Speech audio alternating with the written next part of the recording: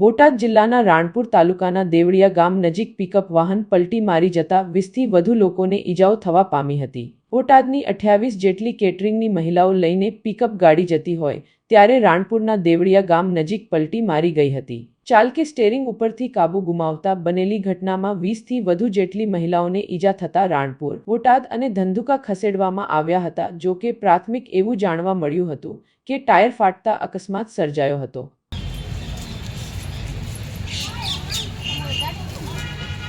कई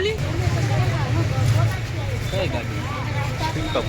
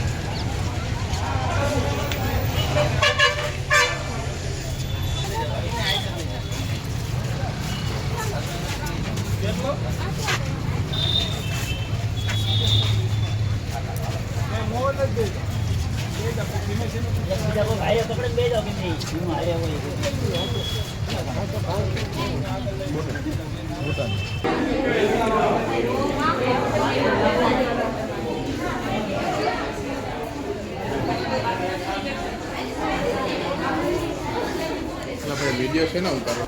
हेलो।